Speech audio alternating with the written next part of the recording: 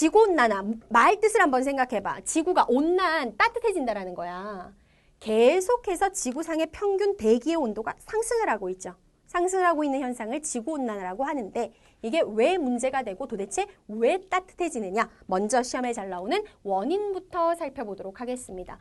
지구를 따뜻하게 만드는 가장 큰 주범은 바로 화석연료예요. 화석연료 하면은 대표적인 게 뭐가 있어?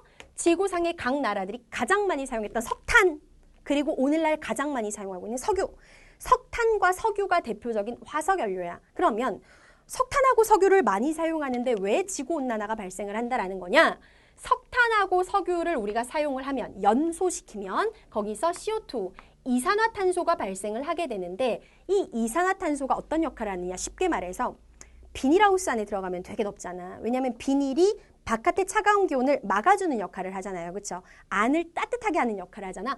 이산화탄소가 비닐하우스 같은 역할을 한다고 생각하면 돼. 그래가지고 뭔가 이렇게 공기가 순환되는 걸 차단을 해가지고 막을 씌워서 계속 온도를 높이는 역할을 한다라는 거야. 그 다음에 두 번째, 지구온난화가 가속화되는 또 하나의 이유는 무분별한 삼림벌채. 쉽게 말해서 나무를 막 잘라내버리는 거. 이것도 원인이야. 뜬금없이 왜 나무를 자르는 게 지구온난화랑 관련이 있느냐? 과학하고 연결되는 내용이 많이 나오죠. 생물 시간에 배우는 건데 나무는 사람하고 호흡이 반대죠.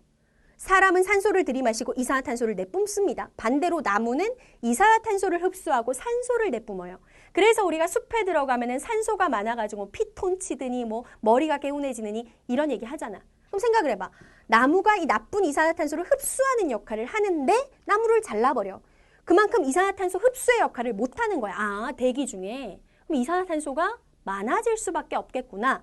이런 이산화탄소는 무슨 역할을 한다? 지구를 온실, 비닐하우스처럼 만드는 역할을 한다. 그래서 이런 종류의 기체들을 우리가 온실가스라고 얘기해. 아, 화석연료에서 이산화탄소 나오고 나무를 자르니까 이산화탄소 흡수 못하고 얘네들이 지구를 따뜻하게 하는 온실가스의 역할을 하면서 지구온난화가 가속화되는구나. 이해되시죠? 자, 그렇다면 지구온난화가 과연 무슨 문제를 가지고 오느냐? 가장 심각한 영향은 첫째 줄이야. 자, 점점 지구가 따뜻해지다 보니까 극지방의 빙하, 얼음 덩어리들이 뭐 하기 시작해요? 녹아버리기 시작해요. TV에서 다큐멘터리로 많이 봤을 거야. 그래서 북극곰의 생활터전이 감소하고 있다. 뭐 이런 얘기 굉장히 많이 나오죠. 빙하가 감소하고. 빙하가 녹아버리기 시작하니까 결국 어떻게 된다? 빙하가 녹으면서 바닷물의 부피가 많아져서 바닷물의 높이, 해수면이 상승하기 시작하고 바닷물의 높이가 높아지다 보니까 해안가, 낮은 지역에 있는 저지대 지역의 국가들이 침수의 위기를 겪기 시작했다. 대표적인 나라가 바로 남태평양에 있는 투발루, 인도양에 있는 몰디브 공화국, 이런 나라들 수십 년 안에 사라질 위기에 처했다. 이런 거에서 들어봤을 거예요. 자, 이게 지구온난화로 인해서 발생하는 가장 심각한 일이고, 그 다음에 두 번째, 지구온난화는요. 과학적으로 설명할 수 없는 기상이변, 여러 가지 이변들, 변화들을 일으키게 됩니다. 그래서 지구온난화가 발생하면서 자연재해가 발생하는 횟수, 빈도, 그리고 자연재해의 세기, 강도 같은 것들이 엄청나게 증가하기 시작했어요. 홍수도 더 큰 규모로, 가뭄도 더 큰 규모로 발생을 한다라는 거지. 그 다음에 세 번째, 대기 온도가 점점 상승해서 따뜻해지다 보니 과거 열대지방 근처에서만 발생하던 열대성 질병이 다른 지역으로 확산되기 시작했고 열대 지역에서만 존재하던 해충도 다른 지역으로 확산되기 시작했어요. 뿐만 아니라 뒤에서 배울 사막화 현상도 지구온난화의 영향을 받아서 더욱 속도가 빨라지기 시작했다. 왜냐하면 지구온난화가 가뭄의 피해도 증가시키기 때문에. 가뭄은 사막화의 직접적인 원인 중에 하나잖아요. 이게 지구온난화. 자, 지구온난화 가장 심각한 문제고 이 문제를 해결하기 위해 각국들이 어떤 노력을 하는지는 역시 뒤쪽에서 한꺼번에 배웁니다. 자, 그 다음에 이제 세 번째로 가서 열대우림 파괴와 생물종 다양성의 감소가 있는데 요거는요 따로 설명하지 않을게요. 왜냐하면 열대우림 파괴가 무슨 말이고 생물종 다양성 감소가 무슨 말인지만 알고 있으면 되거든. 그러니까 지구상에 존재하고 있는 동물이나 식물의 개체수가 줄어드는 게 생물종 다양성의 감소. 그 다음에 뭐 브라질의 아마존 열대우림 등의 그 지구에 산소를 공급해주는 역할을 하는 엄청난 규모의 숲들이 무분별한 개발로 파괴가 되고 있는 게 열대우림 파괴. 요거는 의미만 알고 있으면 돼. 그러니까 얘네들도 전지구적 차원의 환경 문제에 해당이 된다라는 거야. 자, 그 다음에 넘어가서 마지막 사막화 정리하도록 할게요. 자, 사막화라는 건 무엇이다? 사막이 아니었던, 그러니까 사막이 이렇게 있어. 여기가 사막이라고 치자.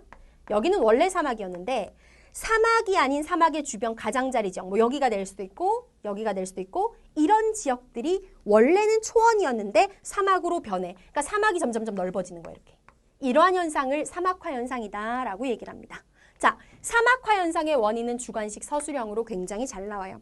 뭐라고 적으면 되냐면 첫 번째, 오랫동안 지속되는 가뭄, 여기에 플러스 인간들의 너무 과다한 농경, 과다한 가축을 기르는, 풀어놓고 기르는 목축, 이런 것들이 결합이 되면서 사막화가 빠르게 진행되고 있다라는 거지. 그러니까 인구가 계속 증가하다 보니까 먹을 게 필요해서 식량을 구하려고 농사도 짓고 식량이 부족하니까 가축도 기르고 하는데 이런 활동이 너무나 지나쳐진 나머지 초원에 더 이상 풀이 자라지 못하는 현상을 나타낸다라는 거야. 거기다 이제 설상가상으로 가뭄까지 겹치게 되면 사막화는 굉장히 빠르게 진행이 된다라는 거죠. 요거 적는 거 시험에 잘 나와요. 자, 그렇다면 지도도 실어놨지만 지도 나중에 참고하시고요. 이 사막화의 피해가 가장 심각한 지역이 어디냐? 우리나라에 직접적으로 영향을 주는 건 중국 내륙의 내몽골 지역, 북서부 내륙 지역이고 그 외에도 지구상에 이 사막화 현상이 심각한 데가 여러 군데가 있어. 그 중에서 가장 시험에 잘 나오는 게 어디예요? 자, 아프리카다. 요거 아프리카의 줄임말. 아프리카 사하라 사막 남부 지역의 사헬지대. 이 지역이 전 세계적으로 가장 사막화의 피해가 심각한 지역입니다. 선생님이 지도 실어놨으니까 위치는 반드시 확인하셔야 돼요. 다른 지역은 몰라도 사헬지대는 알고 있어야 돼. 자, 그렇다면 이 사막화 현상이 과연 인간들에게 어떤 영향을 주느냐. 자, 사막화 현상으로 인해서 무슨 문제가 발생을 해? 일단 농사를 지으려고 했는데 농사를 더 이상 지을 수 없는 사막으로 변해가기 시작하잖아. 그러니까 더 이상 그 지역에서 농사를 지을 수 없는 거야. 농경지가 감소되고 농사를 못 지으니까 식량이 부족하고 사막화의 원인 중에 하나가 가뭄이었잖아. 그러니까 물도 부족하고 농경지가 감소해서 식량과 물이 부족해지다 보니까 굶주림에 시달려. 굶주림에 시달리는 걸 기아라고 얘기하고 또한 여러 가지 이전에는 없었던 질병에 노출이 되게 된다. 이게 사막화가 발생하고 있는 지역에서 나타나는 대표적인 문제들이야.